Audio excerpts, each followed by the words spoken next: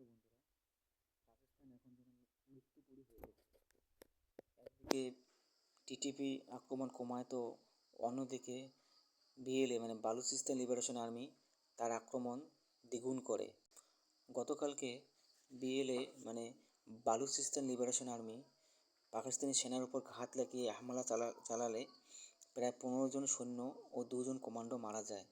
পাকিস্তানি সরকার অবশ্য বলেছে 9 জন মারা গেছে। জানি না, যতবারই অ্যাটাক হয় ততবারই 9 জন সেনার বেশি মারা যায় না। কী কারণ তা আমার মাথায় আসে না। হয়তো সরকারের তরফ থেকে ডাবল ডিজিট মৃত্যুর কথা বলা নিষেধ আছে।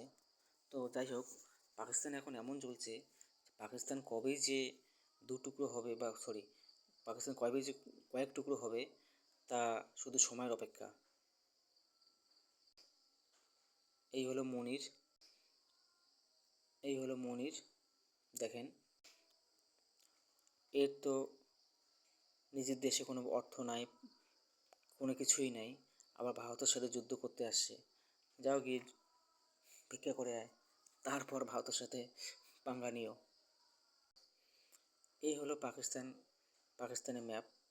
দেখেন বন্ধুরা, তো পাকিস্তানের এক প্রান্তে আছে আফগানিস্তান সীমানায়, ভারত, ইরান, চায়না, তাজিকিস্তান। তো কিছুদিন আগে এই আফগানিস্তানে যে তালিবান শাসন চলছে তাদের সঙ্গে লাগতে গিয়ে এমন মার খেয়েছে যে তারা কাতারে গিয়ে তালিবানের হাতে পায়ে পড়ে, ভারতে যেমনভাবে হাতে পায়ে পড়ে সিজফায়ার করে নিয়েছে, তেমনি তালিবানের হাতে পায়ে পড়ে সিজফায়ার করে নিয়েছে। কিন্তু তাতেও লাভ হয় নাই। তালিবান আবার এখন ওরা নিজের অস্ত্রের শান দিচ্ছে কখন পাকিস্তানের উপর অ্যাটাক করবে। তো যাই হোক বন্ধুরা, পাকিস্তানের যে প্রদেশ, এর মধ্যে সবথেকে বড় প্রদেশ হচ্ছে বালুচিস্তান। এখানে প্রচুর পরিমাণে খনিজ সম্পদ আছে। তো এখান থেকে যে খনিজ সম্পদ উত্তোলন করে পাকিস্তানের যে অর্থনীতি তাকে মজবুত করে দিয়েছে, সেই তুলনায় এখানকার স্থানীয়দের ফুটিকুড়িও মিলে না।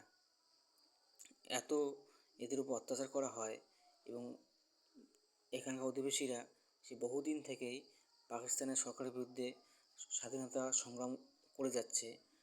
এখান থেকে তৈরি হয়েছে বিএলএ মানে বালুচিস্তান লিবারেশন আর্মি।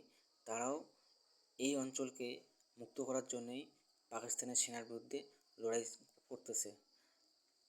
এর ফলে পাকিস্তান তার বিমান বাহিনীর মাধ্যমে এই ছোট ছোট বাচ্চা মহিলাদের উপর বোমা ফেলে নির্মমভাবে হত্যা করতেছে। এখানে ইউরোপও কিছু কথা বলে না, এখানে আমেরিকাও কিছু বলে না, চোখে কালো পট্টি বেঁধে রেখেছে।